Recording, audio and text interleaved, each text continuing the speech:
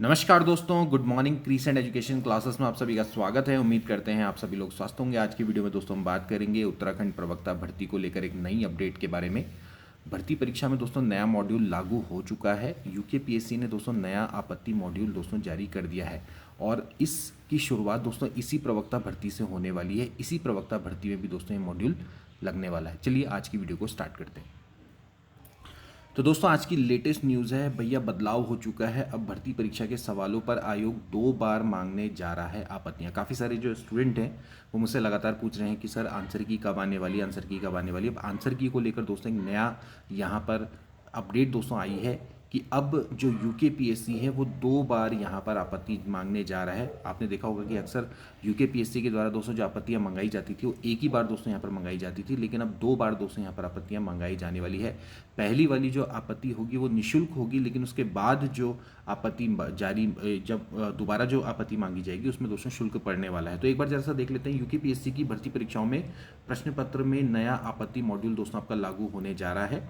तो इसमें सबसे पहले देखिए उत्तराखंड लोक सेवा आयोग ने अपनी भर्ती परीक्षाओं में प्रश्न पत्र में नया आपत्ति मॉड्यूल दोस्तों यहाँ पर लागू कर दिया है। इसके तहत आयोग परीक्षा कराने के बाद 2 बार आपत्तियों का निस्तारण करेगा। इसके बाद ही दोस्तों परिणाम जारी किया जाएगा, क्योंकि आप देखते हैं दोस्तों कि किस तरह से यहाँ पर लगातार प्रश्नों पर आपत्ति लगती रहती है और फिर उसके बाद एक बार आपत्ति लगाने के बाद जब दोबारा से जो फाइनल आंसर की जारी की जाती है उसमें भी प्रश्न उठाए जाते हैं और फिर ये मामले कोर्ट में चले जाते हैं और हाई कोर्ट में दोस्तों लगातार ये मामले कई वर्षों तक दोस्तों लटके रहते हैं। तो इसको सही करने के लिए, इसको और रेक्टिफाई करने के लिए अब एक तरह से 2 बार दोस्तों यहाँ पर अब जो आपत्ति है वो यहाँ पर से छात्रों से ली जाएगी। पहले बार आपत्ति जो होगी वो निःशुल्क होगी, जैसे कि अभी देख सकते हैं कि दोस्तों इस समय पे प्रवक्ता गणित का पेपर दोस्तों अभी हुआ है। उसमें भी काफ़ी सारे जो कुछ प्रश्न ऐसे हैं जो कि दोस्तों क्या है क्वेश्चनेबल है, जिन पर डेफिनेटली दोस्तों क्या होगा कि आपत्तियां लगेंगी। इसके अलावा हिंदी के प्रश्न पत्र पेपर में देखा जाए या फिर आपका इतिहास का प्रश्न पत्र देखा जाए या फिजिक्स का देखा जाए तो वहाँ पर कुछ ना कुछ प्रश्न ऐसे होते हैं जिसमें कुछ ना कुछ कमियाँ रह जाती हैं।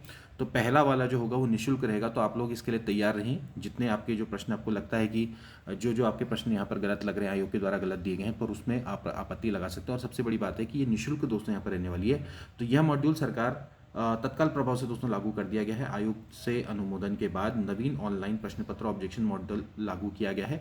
इसके तहत पहले चरण में परीक्षा संपन्न होने के बाद परीक्षा की ए सीरीज के प्रश्न पत्रों को आयोग की वेबसाइट पर जारी किया जाएगा और फिर अभ्यर्थी 7 दिन के भीतर इससे संबंधित प्रश्नों विकल्पों की संरचना पर निःशुल्क आपत्ति दर्ज करा सकते हैं। तो ध्यान रखना दोस्तों कि अगर प्रश्न भी गलत है, प्रश्न की जो संरचना है उसमें भी गलत है, विकल्प गलत है, सभी पर आप आपत्ति दर्ज करा सकते हैं। इन आपत्तियों का निपटारा करने के बाद आयोग फिर अपनी जो उत्तर आंसर की दोस्तों जारी करेगा। इस आंसर की पर 7 दिन के भीतर फिर से आपत्तियां मंगाई जाएगी और प्रति प्रश्न इसमें 50 रुपये शुल्क भुगतान करके आपत्ति दर्ज करा सकते हैं। आपत्तियों पर आयोग विशेषज्ञों से निपटारा करवाएगा और उनकी संस्तुतियों के आधार पर ही अंतिम आंसर की दोस्तों यहाँ पर जारी की जाएगी, जिसके आधार पर परीक्षा रिजल्ट जारी किया जाएगा। तो एक तरह से दोस्तों ये एक अच्छा कदम है, क्योंकि कई बार होता क्या है कि आयोग एक बार में आंसर की जारी करता है, फिर उसके बाद जो कि ऑब्वियसली बात है औपबंदिक आंसर की होती है, फिर उसके बाद फाइनल आंसर की जारी कर देता है।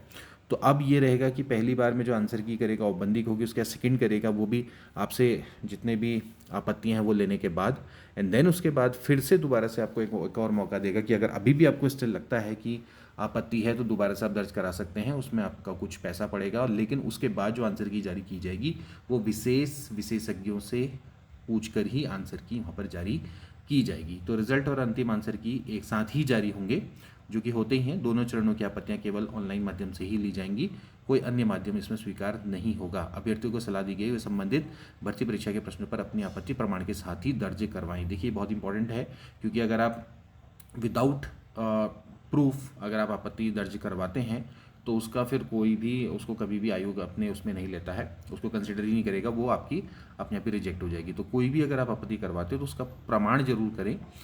मैथ्स में तो क्या होता है कि आप सॉल्व करके भी भेज सकते हैं, लेकिन जैसे अगर आप हिंदी की बात करें या इतिहास की बात करें तो उसका प्रमाण किसी राइटर, जिसका मतलब एक प्रॉपर एक राइटर हो, उसकी बुक हो, उससे ही दोस्तों आप क्या करें आपत्ति दर्ज करवाएं। ठीक है, तो यहाँ पर दोस्तों इस चीज़ को ध्यान रखना है। तो वस्तुनिष्ठ परीक्षाओं से संबंधित आंसर की के प्रकाशन व आपत्ति निस्तारण के लिए आयोग ने इस मॉड्यूल को मंजूरी दी है और यह लागू कर दिया गया है। इससे अभ्यर्थी अपनी आपत्ति दर्ज कराने का मौका 2 बार दोस्तों यहाँ पर मिलेगा। अशोक कुमार पांडे, सचिव, उत्तराखंड लोक सेवा आयोग। तो किन किन परीक्षाओं से और वह इसके बाद दोस्तों लागू होने वाला है। सबसे पहले देखिए, उत्तराखंड विशेष अधीनस्थ प्रवक्ता संवर्ग समूह सेवा परीक्षा 2025, यानी कि अभी जो आपकी प्रवक्ता भर्ती चल रही है वहाँ पर तो दोस्तों डेफिनेटली ये आपका मॉड्यूल लागू रहने वाला है। इसके अलावा वैज्ञानिक अधिकारी की परीक्षा है, उत्तराखंड विधि विज्ञान प्रयोगशाला परीक्षा 2025 है, फिर मुख्य अग्निशमन अधिकारी परीक्षा 2026 है, हाईकोर्ट में व्यक्तिक सहायक परीक्षा 2025 है, व अन्य आगामी सभी भर्ती परीक्षाओं में दोस्तों ये जो मॉड्यूल है वो जारी कर दिया गया है।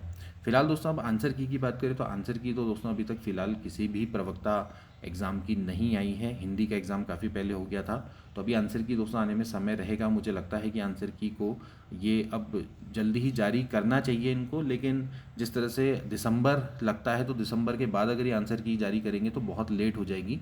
उससे पहले इनको आंसर की करनी चाहिए। इसके लिए आयोग में भी वार्ता हम करेंगे, देखा जाएगा कि अगर वहाँ पर आंसर की के संबंध में अगर कोई भी जानकारी मिलती है तो उसको आपको तुरंत उपलब्ध करवाएंगे। मिलेंगे नेक्स्ट वीडियो में, तब तक के लिए take care and good bye.